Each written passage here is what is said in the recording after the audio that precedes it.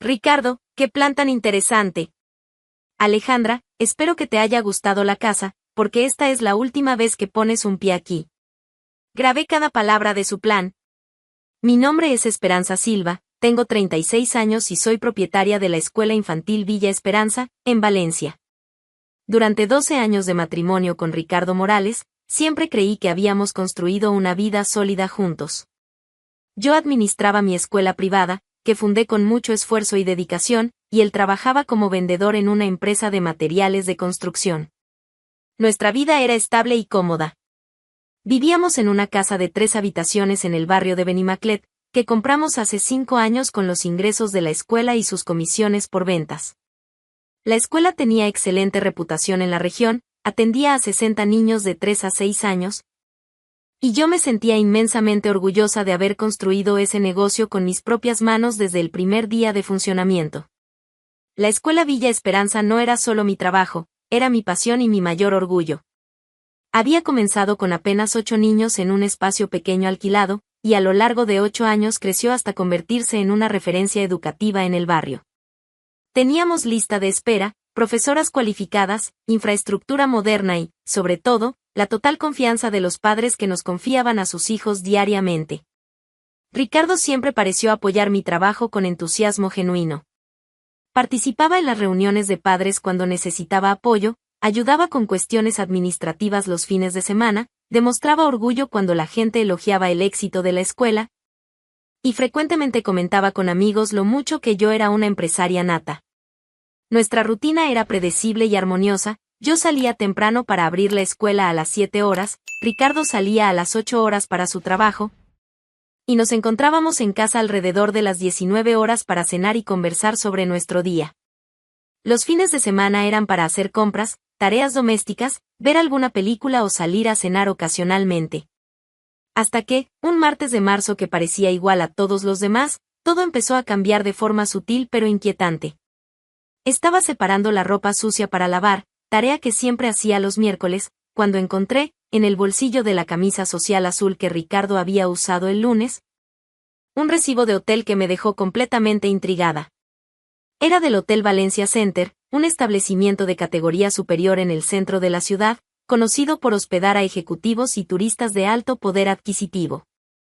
El recibo mostraba una estadía de 180 euros, fechada el viernes anterior, con horario de check-in a las 14 horas y check-out a las 11 horas del sábado.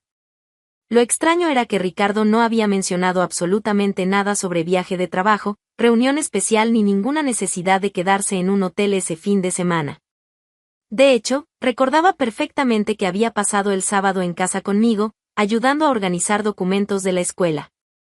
Cuando llegó del trabajo esa noche, alrededor de las 18:30 como de costumbre, le pregunté con curiosidad genuina: Ricardo, encontré este recibo en el bolsillo de tu camisa. ¿Fue un viaje de trabajo que olvidaste mencionar? Él tomó el papel de mis manos y lo examinó durante unos segundos, dudando de forma casi imperceptible antes de responder. Ah, eso, no es mío, en realidad. Un cliente de la empresa me pidió que lo guardara para poder pedir el reembolso después. ¿Un cliente te pidió que guardaras un recibo de hotel? Sí, exacto. Lo olvidó sobre la mesa en la oficina el viernes y me pidió que lo guardara hasta el lunes. Esas empresas grandes son muy burocráticas para los procesos de reembolso, necesitan tener todos los comprobantes bien organizados. La explicación tenía cierta lógica empresarial, pero algo en el nerviosismo sutil de Ricardo me incomodó profundamente. Evitó el contacto visual directo mientras hablaba, se rascó la cabeza inconscientemente y cambió de tema inmediatamente, preguntando cómo me había ido el día en la escuela. En 12 años de matrimonio, había aprendido a leer las microexpresiones de Ricardo, y esas no eran las de alguien diciendo una verdad sencilla. En los días siguientes, comencé a prestar atención consciente a detalles de su comportamiento que tal vez antes pasaban desapercibidos por la rutina de un matrimonio largo. Ricardo empezó a llegar a casa sistemáticamente más tarde de lo habitual. Antes, rara vez pasaba de las 18:30. Ahora, frecuentemente aparecía solo a las 19:30 o incluso 20 horas, siempre con excusas elaboradas sobre reuniones que se extendieron más de lo previsto o tráfico complicado por obras en la ciudad. Más sospechoso aún era su comportamiento al llegar, invariablemente iba directo al baño a darse una ducha completa, alegando que venía sucio y cansado del trabajo de campo. Luego salía con ropa limpia, perfumado, y solo entonces se mostraba disponible para conversar sobre nuestros días. En 12 años de matrimonio, Ricardo jamás había mostrado tanta preocupación por la higiene inmediata al llegar del trabajo. Su rutina normal siempre había sido relajarse un poco en el sofá, tomar algo frío, comer un bocadillo, charlar sobre los acontecimientos del día, y solo después ir a bañarse antes de cenar. El cambio de patrón era muy evidente para alguien que convivía con él desde hacía más de una década. Otro cambio significativo involucraba su relación con el teléfono móvil. Ricardo había cambiado la contraseña, que yo conocía desde hacía al menos 5 años, y se había vuelto extremadamente protector con el aparato. Lo llevaba a todos lados, incluso al baño, y siempre lo dejaba boca abajo cuando lo apoyaba en cualquier superficie, impidiendo que las notificaciones fueran visibles. ¿Por qué cambiaste la contraseña del móvil?, le pregunté en una de esas ocasiones, intentando sonar casual. Por cuestión de seguridad. Con tantas apps bancarias y de trabajo instaladas, pensé que era mejor tener una contraseña más compleja y segura. Pero llevas usando la misma combinación desde hace 5 años sin ningún problema. Exacto, justamente por eso. La seguridad digital recomienda cambiar contraseñas periódicamente. Solo estoy actualizándome con las mejores prácticas. La respuesta tenía una lógica técnica impecable, pero no explicaba por qué se había vuelto tan obsesivamente reservado con el teléfono, al punto de dormir con él bajo la almohada.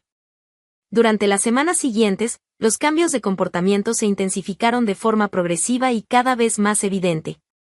Ricardo comenzó a salir los sábados por la mañana, cosa que jamás había hecho en nuestra historia conyugal, alegando visitas técnicas importantes o reuniones especiales con clientes que solo podían tener lugar los fines de semana. Los sábados siempre habían sido nuestros días sagrados para resolver asuntos domésticos juntos, ir al mercado central, visitar a nuestras familias o simplemente relajarnos. Más extraño aún, comenzó a recibir llamadas telefónicas que invariablemente contestaba saliendo de la sala, caminando hacia otra habitación, susurrando durante la conversación, y terminándola rápidamente siempre que yo me acercaba por cualquier motivo. ¿Quién llamó?, preguntaba con naturalidad cada vez que eso sucedía. Un cliente con una duda específica sobre presupuesto de obra, respondía casi automáticamente, como si tuviera la respuesta memorizada. ¿Clientes con dudas tan confidenciales que no podían ser resueltas frente a su esposa? Una situación como mínimo inusual para alguien que trabajaba vendiendo materiales de construcción desde hacía 8 años. Las pruebas más concretas empezaron a aparecer cuando comencé a observar con más atención los detalles físicos que podrían confirmar mis crecientes sospechas. El primer hallazgo ocurrió cuando estaba limpiando nuestro coche, un Seat León que compartíamos para nuestros desplazamientos diarios. En el asiento trasero, parcialmente escondido entre las costuras de la tapicería, encontré un pendiente pequeño y delicado que definitivamente no era mío. Era un modelo juvenil y moderno, con piedritas de colores y un diseño llamativo, completamente diferente a mi estilo más clásico y discreto. Más importante aún, claramente era caro, del tipo que se compra en joyerías especializadas, no en tiendas populares. Ricardo, ¿de quién es este pendiente que encontré en nuestro coche? Él examinó la pieza con una expresión cuidadosamente neutra. Sinceramente no tengo idea de dónde salió. Debe haberse caído de alguna compañera a la que le di un aventón recientemente. ¿Qué compañera? Nunca diste aventones a nadie en 12 años de matrimonio. Bueno, últimamente he intentado ser más solidario con el personal de la oficina cuando vamos en direcciones similares. Ahorro de combustible, medio ambiente, esas cosas. ¿Desde cuándo te preocupas por el medio ambiente al punto de cambiar tu rutina? Desde que empecé a reflexionar más sobre la responsabilidad social. ¿Acaso es algo malo? Otro cambio repentino de personalidad y valores, sin contexto ni evolución gradual. La semana siguiente, encontré en el bolsillo de su pantalón vaquero, que había usado el domingo anterior, una tarjeta de presentación arrugada de un restaurante romántico en el centro de Valencia, la Terraza del Carmen, conocido por sus cenas íntimas y precios elevados. ¿Fuiste a la terraza? ¿Cuándo? Pregunté mostrando la tarjeta. Ah, eso, pasé por delante la semana pasada y tomé la tarjeta pensando en llevarte algún día. Escuché que es muy bueno. ¿Desde cuándo tomas tarjetas de restaurantes caros espontáneamente? Desde que decidí que necesitamos salir más, diversificar nuestros planes como pareja. Una vez más, un cambio de actitud que supuestamente buscaba beneficiar nuestra relación, pero que surgía sin ninguna conversación previa ni señales de insatisfacción con nuestra vida social actual. Todas esas evidencias, aisladamente, podrían tener explicaciones inocentes e incluso positivas, pero el patrón general formaba un cuadro inequívoco que ya no podía ignorar. Ricardo llevaba una vida paralela que implicaba gastos significativos, encuentros secretos y mentiras elaboradas. La conclusión obvia era que mi esposo estaba teniendo una aventura extramatrimonial. Pero necesitaba pruebas irrefutables antes de enfrentar la situación o tomar cualquier decisión drástica. No podía destruir 12 años de matrimonio y potencialmente mi estabilidad emocional basada solo en sospechas, por muy fundamentadas que fueran. La oportunidad de descubrir toda la verdad surgió un jueves de abril que comenzó como cualquier día normal, pero terminaría revelando que mi marido no solo era infiel, sino un estafador calculador que planeaba robarme todo lo que había construido con años de trabajo duro y dedicación. Ese jueves de abril que cambiaría mi vida para siempre comenzó de forma absolutamente rutinaria. Me desperté a las 6 horas, preparé el desayuno para Ricardo y para mí, nos despedimos con el beso habitual y cada uno siguió hacia su respectivo trabajo sin ningún presentimiento de lo que estaba por venir. En la escuela, mi mañana transcurrió normalmente, actividades con los niños, reunión con las profesoras sobre planificación pedagógica, atención a los padres, revisión de documentos administrativos. Todo funcionaba con la precisión de una máquina bien ajustada, resultado de años perfeccionando procesos y formando un equipo competente. Alrededor de las 14:30, mientras terminaba de almorzar en mi oficina dentro de la escuela, recibí una llamada de los padres de una nueva alumna que había sido matriculada la semana anterior. Señora Esperanza, soy Carlos Mendoza, el padre de la pequeña Sofía. Teníamos una reunión agendada para hoy a las 16 horas, pero lamentablemente tendremos que cancelarla. ¿Ocurrió algún problema, señor Carlos? Mi suegra fue hospitalizada de emergencia. Tenemos que viajar urgentemente a Alicante y no sabemos cuándo podremos volver. Lo entiendo perfectamente. No se preocupe, podemos reprogramar cuando le sea conveniente. Muchas gracias por su comprensión. Nos comunicamos la próxima semana. Con la cancelación de la reunión, mi agenda quedó completamente libre a partir de las 15 horas. Como no tenía otros compromisos urgentes en la escuela, decidí volver a casa más temprano, algo que raramente hacía entre semana. Normalmente, Ricardo solo llegaba del trabajo después de las 18 horas, así que esperaba encontrar la casa vacía y aprovechar para adelantar algunas tareas domésticas que siempre dejábamos para el fin de semana. Conduje tranquilamente a casa, escuchando la radio y pensando en los preparativos para una fiesta temática que estábamos organizando en la escuela para el mes siguiente. Nada en mi mente sugería que estaba a punto de descubrir la traición más elaborada y cruel que pudiera imaginar. Al doblar la esquina de nuestra calle, a las 15:15, lo primero que noté fue el coche de Ricardo estacionado en nuestro garaje. Mi reacción inicial fue de preocupación genuina, quizás estaba enfermo, había tenido algún problema en el trabajo, o surgió alguna emergencia que lo llevó a casa a media tarde. Estacioné mi coche en la calle para no hacer ruido con el portón automático del garaje, y entré por la puerta de la cocina usando mi llave, haciendo el menor ruido posible por si estaba descansando por motivos de salud.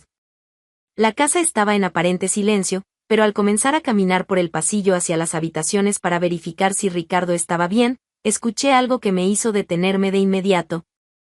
Voces bajas que venían de nuestro dormitorio principal. Mi corazón se aceleró. Ricardo estaba hablando con alguien dentro de nuestro cuarto. Caminé silenciosamente por el pasillo, intentando procesar la situación. Podía ser una llamada importante de trabajo, una conversación con un médico si se sentía mal, o incluso algún técnico que hubiera llamado para resolver un problema doméstico. Pero al escuchar con más claridad, me di cuenta de que definitivamente era su voz, hablando con una voz femenina joven que no lograba identificar. El instinto me dijo que debía esconderme y escuchar lo que estaba ocurriendo antes de revelarme. Sin pensar mucho, abrí con cuidado la puerta del armario de ropa blanca que estaba en el pasillo, un espacio amplio donde guardábamos toallas, sábanas y productos de limpieza, y me escondí allí, dejando la puerta entreabierta para poder oír. Tomé mi celular y, por un impulso que no puedo explicar del todo, abrí la aplicación de grabación. Algo me decía que iba a necesitar pruebas de lo que estaba a punto de descubrir. Lo que escuché en los siguientes 20 minutos cambiaría no solo mi percepción sobre Ricardo, sino también mi comprensión de hasta dónde puede llegar una persona para robar la vida de otra. Alejandra, amor, ya hablé con mi abogado sobre la situación, escuché decir a Ricardo con una voz cariñosa que no usaba conmigo desde hacía meses. ¿Y qué te dijo, querido? Respondió una voz femenina joven, claramente interesada.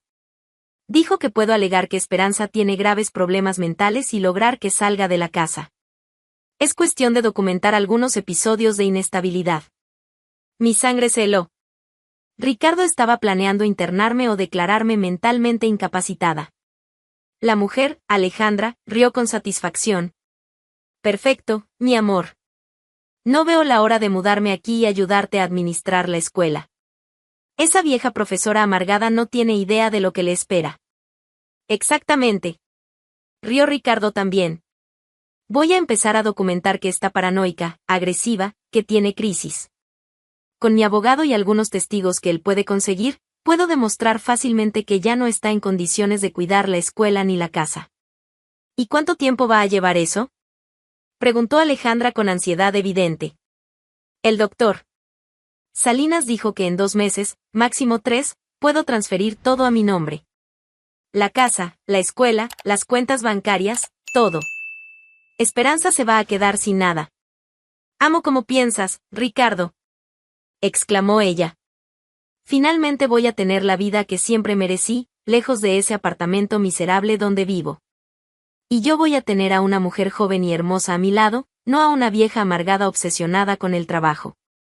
Sus palabras me golpearon como bofetadas físicas. 12 años de matrimonio reducidos a vieja amargada obsesionada con el trabajo. Cuéntame más detalles del plan, pidió Alejandra. ¿Cómo vas a probar que está loca, exactamente? Ya empecé a decirle a algunos conocidos que anda rara, olvidadiza, paranoica. Voy a intensificar eso. El abogado dice que necesito 3 testigos que confirmen su comportamiento extraño. ¿Y si ella descubre algo? No va a descubrir nada. Esperanza es demasiado ingenua. Cree todo lo que le digo, nunca sospecha nada. Es el tipo de mujer que facilita mucho este tipo de operación. Qué bueno que es tonta, rió Alejandra con malicia. ¿Te imaginas si fuera lista como yo? Si fuera lista como tú, no habría podido engañarla tanto tiempo, respondió Ricardo. Pero su estupidez es nuestra ventaja. Seguí grabando, aunque cada palabra me daba náuseas. ¿Y la escuela? ¿Cómo va a ser la transición? Preguntó ella. La escuela es el premio mayor. Vale más de 300.000 euros, tiene clientela fiel, reputación excelente. Cuando Esperanza sea declarada incapaz, yo asumo como administrador legal de sus bienes. ¿Y después? Después te pongo como directora pedagógica. Tienes el bachillerato completo, puedo falsificar algunos certificados de pedagogía. Con tu juventud y belleza, vas a conquistar fácilmente a los padres. Ricardo, eres un genio. Vamos a ser ricos y poderosos. Ya lo somos, amor.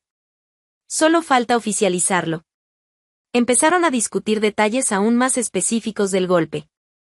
Ricardo explicó cómo falsificaría episodios de agresividad míos, cómo obtendría informes médicos falsos que confirmarían mi inestabilidad mental, cómo manipularía a las autoridades para lograr mi interdicción legal. Lo mejor de todo, dijo él, es que cuando Esperanza sea internada, nadie va a cuestionarlo. Todos van a pensar que desarrolló problemas psiquiátricos por el estrés del trabajo. ¿Y si intenta defenderse? ¿Quién le va a creer a una loca? El propio marido diciendo que perdió la cordura, médicos confirmando, testigos jurando que vieron episodios violentos. Esperanza no va a tener ninguna oportunidad. Alejandra rió cruelmente. Pobrecita la profesora. Trabajó toda la vida para construir todo eso y lo va a perder en un solo golpe. Es culpa de ella por ser tan confiada e ingenua. En la vida, quien no se protege, termina siendo devorado. ¿Cuándo empezamos a ejecutar el plan? La próxima semana. Voy a empezar creando situaciones donde ella parezca descontrolada frente a personas importantes. El doctor Salinas ya tiene todo preparado. No veo la hora de ser la dueña de esta casa. Y yo no veo la hora de librarme de esa vieja y quedarme solo contigo, mi amor. Dejaron de hablar del plan y empezaron a besarse. Escuché sonidos íntimos que me confirmaron que no era solo conversación, estaban haciendo el amor en mi cama, en mi casa, después de planear robarme toda mi vida. En ese momento, tomé la decisión más valiente de mi vida. Salí silenciosamente del armario, aún grabando con el celular, y caminé hasta la puerta del dormitorio. Respiré hondo, ordené mis pensamientos y preparé la frase que destruiría completamente a esos dos estafadores. Era hora de mostrarle a Ricardo y Alejandra que habían elegido a la víctima equivocada para sus planes criminales. Me detuve en la puerta entreabierta del cuarto, observando por unos segundos la escena que se desarrollaba en mi propia cama. Ricardo y Alejandra estaban abrazados, besándose apasionadamente, completamente ajenos al hecho de que su víctima ingenua estaba a unos metros, documentando cada segundo de su traición. Respiré hondo, ordené las palabras que había elegido y abrí completamente la puerta del cuarto. Ricardo, qué plan tan interesante, dije con voz calma pero lo suficientemente alta como para interrumpir por completo la actividad de los dos. El impacto fue devastador e instantáneo. Ricardo se apartó de Alejandra como si hubiera recibido una descarga eléctrica, sus ojos se abrieron de terror absoluto. Alejandra soltó un grito ahogado y, de forma instintiva, jaló la sábana para cubrirse, mirándome como si hubiera visto un fantasma. Alejandra, espero que te haya gustado la casa, continué con sarcasmo elegante, porque esta es la última vez que la pisas. Esperanza. Ricardo balbuceó, intentando cubrirse rápidamente. Eso, tú, ¿qué haces aquí? ¿En mi casa? En mi casa, respondí con ironía cortante. Qué pregunta tan interesante de alguien que está planeando robarme. Alejandra intentó levantarse de la cama, pero la detuve con un gesto, no necesitas levantarte aún, querida. Estoy grabando nuestra conversación y quiero asegurarme de captar bien sus rostros de pánico. Mostré el celular en mi mano, aún en modo de grabación. ¿Grabando? Ricardo apenas pudo susurrar. Grabé cada palabra de su plan, respondí con satisfacción evidente. Desde la parte sobre declararme loca hasta la parte de falsificar certificados para que ella se convirtiera en directora de mi escuela. El silencio que siguió fue sepulcral. Podía prácticamente oír sus cerebros procesando la magnitud del desastre. Esperanza, déjame explicar. Empezó Ricardo, por fin encontrando voz. Explicar, reí con crueldad. ¿Explicar cómo planeaste internarme para robar todo lo que construí? ¿O explicar cómo llamaste a tu esposa, vieja gruñona, frente a tu amante? Alejandra finalmente logró hablar, con voz temblorosa, ¿no entendiste bien? No entendí, repetí, apuntando el celular hacia ella. Querida, tengo aquí grabado como dijiste que no podías esperar para mudarte aquí y me llamaste, vieja profesora aburrida. ¿Qué fue lo que no entendí exactamente? Ella volvió a quedarse muda. Ah, y también tengo grabado como admitiste que vives en un departamento miserable, y que por fin tendrías la vida que mereces. Muy revelador sobre tus verdaderas motivaciones. Ricardo intentó un enfoque distinto. Esperanza, podemos resolver esto civilizadamente. ¿Civilizadamente? Estallé en carcajadas. Ricardo, planeaste declararme mentalmente incapaz e internarme para robar mi escuela. ¿Qué parte de eso es civilizada? ¿No era exactamente así? Era exactamente así. Tengo todo grabado, incluyendo el nombre de tu abogado, doctor Salinas, y los detalles sobre falsificar informes médicos. El terror en sus ojos se intensificó al darse cuenta de que había capturado información específica que podía incriminarlo legalmente. Y tú, Alejandra, me giré hacia ella con sonrisa venenosa, con bachillerato terminado y queriendo convertirte en directora pedagógica con certificados falsificados. ¡Qué admirable ambición! Yo no sabía que él estaba mintiendo. Intentó una defensa desesperada. ¿No sabías? Volví a mostrar el celular. Te tengo grabada planeando activamente cómo conquistar a los padres con tu juventud y belleza. No me pareces muy inocente. Ricardo por fin salió de la cama e intentó acercarse. Esperanza, hablemos con calma. Ahora el que va a salir de la casa eres tú, Ricardo, corté con autoridad absoluta. Alejandra, puedes ir recogiendo tus cosas y llevándote a este inútil contigo. También es mi casa. Intentó él. ¿Tu casa? Reí con desdén. Ricardo, además de estafador eres tonto. Esta casa está a mi nombre, comprada con dinero de mi escuela. Tú no tienes derecho legal absolutamente a nada aquí. La realidad de la situación empezó a golpear a ambos con toda su fuerza. Esperanza, por favor.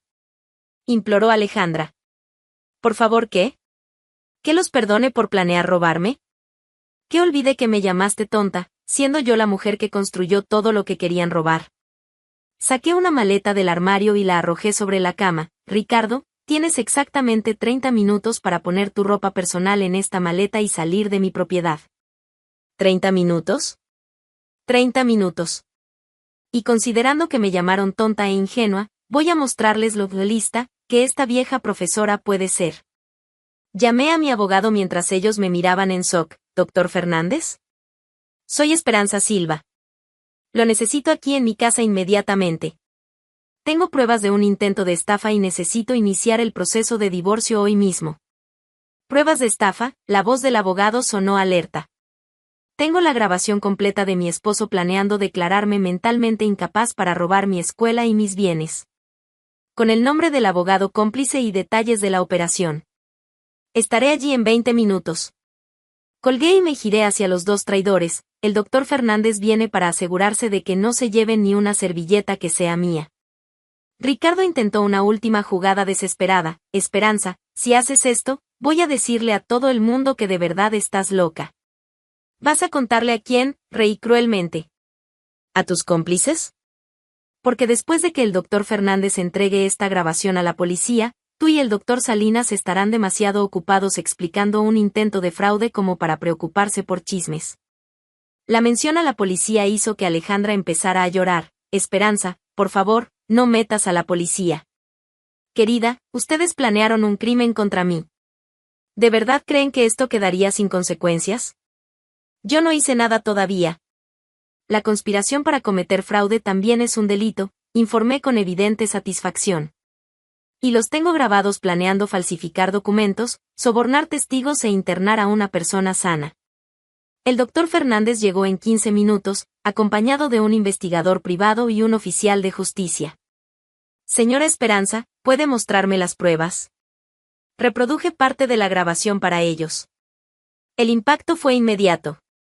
Esto es suficiente para un proceso penal, confirmó el doctor Fernández. Intento de estafa, falsificación de documentos, asociación ilícita. Ricardo estaba ahora visiblemente desesperado. Esperanza, no nos hagas esto. Nosotros, repetí con ironía. Ricardo, no existe nosotros desde hace mucho. Existes tú, la estafadora, y yo, la víctima que resultó más lista de lo que imaginaban. El oficial de justicia se dirigió a Ricardo. Señor, debe salir inmediatamente de esta propiedad. Cualquier intento de regreso será considerado allanamiento. Y tú, Alejandra, añadí con sonrisa venenosa, puedes volver a tu departamento miserable e intentar conseguir otro sugar daddy. Este ya fue. Ella salió corriendo, aún medio vestida, cargando su ropa en una bolsa plástica. Ricardo intentó una última súplica. Esperanza, 12 años de matrimonio. 12 años que acabas de tirar a la basura planeando robarme, corté fríamente. Ahora tienes 5 minutos para salir antes de que llame a la policía. Rápidamente recogió algo de ropa y salió cabizbajo, completamente derrotado. En los meses siguientes, las consecuencias fueron devastadoras para ambos estafadores. Ricardo fue procesado penalmente por intento de estafa y asociación ilícita. El doctor Salinas, el abogado cómplice, perdió su licencia para ejercer y también enfrentó juicio. Ricardo perdió su empleo cuando la historia se difundió y terminó mudándose a otra ciudad. Alejandra descubrió que ser conocida como la mujer que intentó robar la escuela de una profesora hacía imposible conseguir un empleo decente en Valencia. Realmente volvió a su departamento miserable y eventualmente dejó la ciudad. El divorcio se finalizó en tiempo récord, con Ricardo perdiendo cualquier derecho a pensión o división de bienes. Al fin y al cabo, Es difícil reclamar algo cuando fuiste sorprendido intentando robarlo todo. Mi escuela no solo sobrevivió al escándalo, sino que prosperó. Los padres confiaron aún más al ver cómo había protegido mi patrimonio con inteligencia y determinación. La profesora Esperanza es una mujer de carácter, comentaban en la comunidad. Protegió escuela y familia con un coraje ejemplar. Un año después, cuando alguien preguntaba por Ricardo, yo respondía, él me enseñó una lección valiosa sobre confiar en las personas. Pero sobre todo me enseñó que soy más fuerte e inteligente de lo que yo misma imaginaba. El intento de estafa de Ricardo había fracasado por completo porque subestimó a la vieja profesora aburrida. Y aprendí que a veces los mayores depredadores son aquellos que duermen a nuestro lado, pero que una mujer preparada y determinada puede darle la vuelta a cualquier juego a su favor. La grabación que salvó mi vida sigue guardada como recuerdo de que la intuición femenina es un arma poderosa, y que subestimar a una profesora con experiencia puede ser el error más caro que un estafador cometa.